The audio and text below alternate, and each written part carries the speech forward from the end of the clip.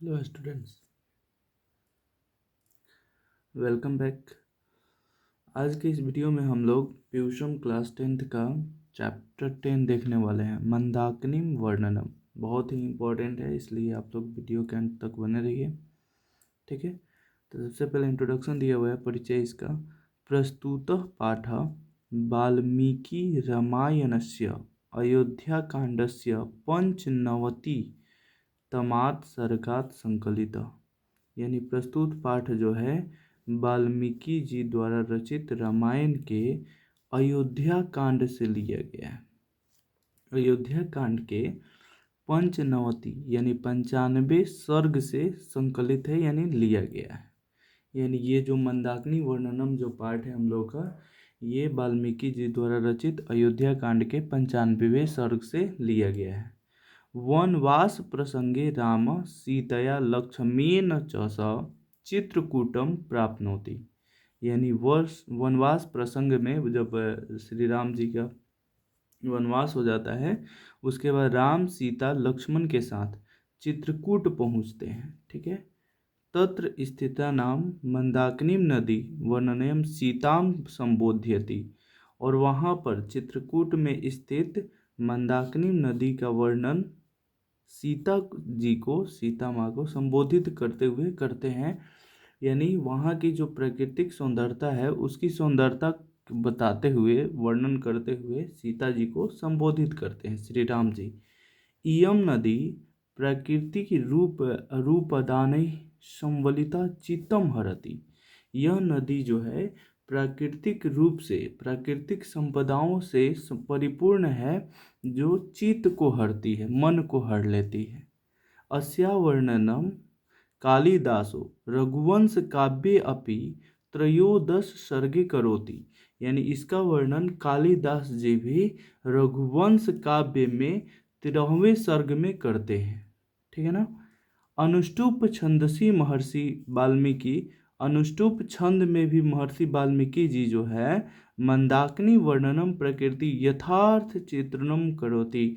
यानी जो वाल्मीकि जी जो हैं अनुष्टुप छंद में भी इसके रचयिता जो है वाल्मीकि जी हैं, और उन्होंने मंदाकिनी नदी के जो प्राकृतिक जो संपदाओं से परिपूर्ण है, प्राकृतिक सुंदरता जो है उसका यथार्थ चित्रण किए हैं। ठीक है, तो इसमें कुछ श्लोक दिए गए हैं, उस श्लोक के माध्यम से श्री राम जी जो है सीता जी को संबोधित करते हुए प्राकृतिक संपदाओं का, प्राकृतिक सुंदरता का वर्णन करते हुए बताते हैं। ठीक है ना। और बोलते हैं, पहला श्लोक जो दिया हुआ है, विचित्र पुलिनाम रम्यानाम हंस सारस सेविताम कुसुम रूपै संपन्नाम पश्चिम मंदाकिनी नदी। यानी सीता जी को संबोधित करते हुए कहते हैं कि हे सीते, फूलों से परिपूर्ण, अलग अलग रंगों के फूलों से परिपूर्ण और हंस सारस से सेवित इस मंदाकिनी नदी को देखो, जो रंग बिरंगे, अलग अलग रंगों के विचित्र पुरी नाम, अलग अलग रंगों के तटों वाली सुंदर मंदाकिनी नदी है। और यहाँ पर जो है अलग अलग प्रकार के फूल, हंस सारस से सेवित इस मंदाकिनी नदी को देखो, जो कितनी सौंदर्य दिख रही है, कितनी सुंदर दिख रही है। ठीक है ना। यानी मंदाकिनी सीता जी को संबोधित करते हुए कहते हैं कि हे सीते, फूलों से परिपूर्ण, हंस सारस से सेवित और रंग बिरंगी तटों वाली इस सुंदर मंदाकिनी नदी को देखो। ठीक है ना। दूसरा दिया हुआ है, दूसरा श्लोक दिया हुआ है, नाना विदैश्च तीरे हवृताम पुष्प फल द्रुमहि राजंतीम राजराजस्य नलिमिव सर्वदा। यानी हे सीते, सीता जी को सॉरी सीता जी को संबोधित करते हुए कहते हैं, हे सीते, नाना यानी अनेक अनेक प्रकार के फूलों से, फल फूलों से और वृक्षों से घिरा हुआ इस किनारे वाले नदी को देखो, जो राजाओं की राजंती राज रजस्य नलिमी व सर्वता, यानी जो राजाओं के सरोवर के समान सभी जगह से प्रतीत हो रही हैं। इस मंदाकिनी नदी को देखो। ठीक है ना। तीसरा दिया हुआ श्लोक हम लोग का, मृग यूथ पीतान नीति पीतानी कलुषाम भाषी संप्रतम तीर्थानि रमणीयानि रंतिम सज्जयंतिम में। यानी मृग मीन्स होता है हिरन, ठीक है ना, हिरन। यानी बोलते हैं यह सीते अभी अभी हिरणों के कुछ समूह जो है मृग यूथ पितानी जो यहाँ पर आए हैं और पानी पिए हैं, उनके द्वारा जो है इस नदी में मतलब जो जल जो है मलिन किए गए हैं, वो देखो कितने मन को हर लेते हैं। यानी यह जो सुंदरता जो है वो किस प्रकार से मन को हर लेता है, जो यहाँ पर तीर्थ यात्रियों को अपनी ओर आकर्षित करता है। ठीक है, अगला दिया हुआ है जटा जिन धरा काले वालक्योत्रम वासस ऋष्य स्वस्वागहन्ते नदीम मंदाकिनीम प्रिय। यहाँ जो है सीता जी को प्रिय से संबोधित किए हैं और बोलते हैं कि हे प्रिय, जटा जिन धारा काले, यानी जटा और मृग चर्म धारण करने वाले उन मतलब मृग चर्म धारण करने वाले और पेड़ की छाल को धारण करने वाले उन ऋषियों को मतलब देखो जो इस नदी में आकर स्नान करते हैं, इस मंदाकिनी नदी में आकर स्नान करते हैं। यानी इसके माध्यम से बताना चाहते हैं कि ये जो जल है वो उन ऋषियों को, जो महात्मा है, जो ऋषि मुनि है, जो ईश्वर की तपस्या करते हैं, उनके स्नान करने से ये जो नदी का जल है वो और भी ज़्यादा पवित्र और सौंदर्य हो गया है। उस नदी को देखो। आदित्यमुपतिष्ठन्ते नियमा दुर्भावः एते परे विशालाक्षी मुन्य संविव्रता। यानी बोलते हैं यहाँ पर जो है सीता जी को विशालाक्षी से, विशालाक्षी यानी होता है विशाल नयनों वाली, यानी विशालाक्षी से संबोधित किए हैं और कहे हैं हे विशाल नयनों वाली सीते, इस नदी को देखो और उन मुनियों को देखो जो आदित्य को यानी सूर्य को जो है अपनी बाहें ऊपर उठाकर उनकी उपासना कर रहे हैं और जल जो है अर्पित कर रहे हैं, उनको देखो। ठीक है ना, जो व्रत करते हैं, जो ऋषि मुनि जो हैं, वो किस प्रकार से सूर्य को जो है जल अर्पित कर रहे हैं, उनको देखो। मारुतो दूध शिखरई प्रणीतम इव पर्वत पादपै पुष्पपत्राणि सृजम द्रविर्यव्यात नदीम। मारुतो दूधशिखरै प्रणीत्व इव पर्वत पादपै पुष्पपत्राणि सृजद वीरभीतो नदीम। यानी बोलते हैं हे सीते, नदी के चारों ओर फूल एवं पत्तों से युक्त फूल और पत्तों से युक्त एवं हवा में चल्यमान जो शिखर के पर्वत जो है इस प्रकार से झूम रहे हैं। मतलब ऐसा प्रतीत हो रहा है कि जिस प्रकार से हवा जो है पत्ते को उड़ाकर पुष्प को उड़ा कर ले जा रहे हैं, इस प्रकार से पता लग रहा है कि वो पर्वत के शिखर जो है वो झूम रहे हैं।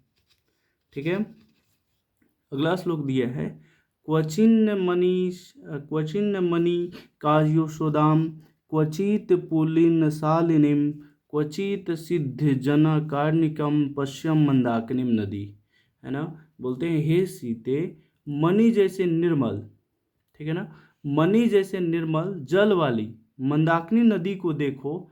मणि जैसे निर्मल जल वाली मंदाकिनी नदी को देखो, जिसकी कहीं तटे जो है सजी धजी है तो कहीं ऋषियों मुनियों से भरी हुई है। ठीक है ना, इसमें देखिए याद रखिएगा, श्लोक जो होता है ना, कोई भी श्लोक का भावार्थ होता है, ठीक है ना, उसके भावार्थ को समझा जाता है, उसमें हर एक बातें लिखी हुई नहीं रहती है, याद रखना है, उसके भावार्थ को समझने होते हैं हम लोग को। ठीक है ना, और ये श्लोक का शब्दार्थ आप लोग को एग्जाम में नहीं आने वाले हैं, जो हिंदी भावार्थ है उसको ध्यान से समझना है, उसको याद रखना है, वहीं आप लोग को एग्जाम में ऑब्जेक्टिव और सब्जेक्टिव करने में मदद करेंगे। ठीक है ना, तो अगला देखते हैं हम लोग।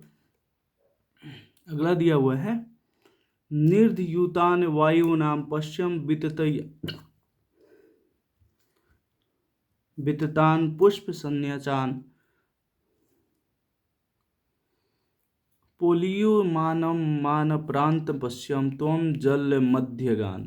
यानी बोलते हैं हे सीते, वायु द्वारा पुष्प के समूहों को, यानी बहुत सारे पुष्पों को जो उड़ाए गए हैं उन पुष्पों को देखो, तथा दूसरी तरफ जल के मध्य में तैर रहे उन पुष्पों को देखो, किस प्रकार से इस नदी की शोभा को बढ़ा रहे हैं। ठीक है ना।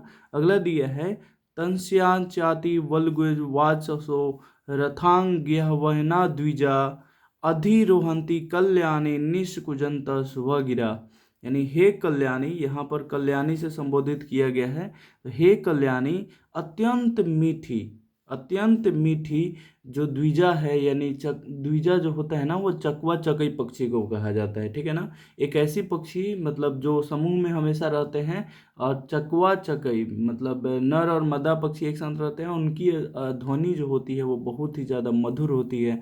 तो वहीं संबोधित करते हुए कहते हैं कि उन चकवा चकई यानी अत्यंत मीठी स्वर वाली चकवा चकई के पक्षी को देखो, जो अपनी मधुर आवाज़ से इसकी शोभा और बढ़ा रहे हैं। ठीक है। दर्शनम चित्रकूटस्य मंदानकिन्याश्च शोभने अधिक पुरा विश्वामन्य तो दर्शनात्। यानी बोलते हैं हे कल्याणी, हे शोभने, यहाँ पर जो है शोभने से संबोधित किए हुए हैं कि हे शोभने, हे सीते, यहाँ चित्रकूट और मंदाकिनी के दृश्यों का जो दर्शन हो रहा है, यह तुम्हारे द्वारा चाहे हम लोगों के द्वारा जो अन्य दर्शन किए गए, जितने भी दर्शन किए गए, उन सभी दर्शनों में सबसे सुंदर दर्शन माना जाएगा। और ये हम लोग का समाप्त होता है श्लोक। ठीक है ना। तो इसको बार बार आप लोग रिवीजन कीजिएगा, फिर हम लोग इसका ऑब्जेक्टिव भी कर लेते हैं। दिया है महर्षि वाल्मीकि ने किस नदी का वर्णन किया है। ठीक है। तो मंदाकिनी नदी का वर्णन किया है। वाल्मीकि रामायण से कौन सा पाठ संकलित है। ठीक है। तो मंदाकिनी वर्णनम है। मंदाकिनी वर्णनम रामायण के किस कांड से संकलित है, किस कांड से लिया गया है। तो अयोध्या कांड से। वनवास प्रसंग में राम सीता लक्ष्मण के साथ कहाँ पहुँचे थे। ठीक है। तो चित्रकूट पहुँचे थे, याद रखना है। मंदाकिनी नदी किस पर्वत के निकट बहती है। ठीक है। तो चित्रकूट पर्वत के निकट बहती है। ठीक है ना। तो इस प्रकार से हम लोग का पार्ट 1 कंप्लीट हो जाता है। फिर नेक्स्ट पार्ट में हम लोग इसके क्वेश्चंस को देखेंगे। तो मिलते हैं नेक्स्ट पार्ट में, तब तक के लिए बाय।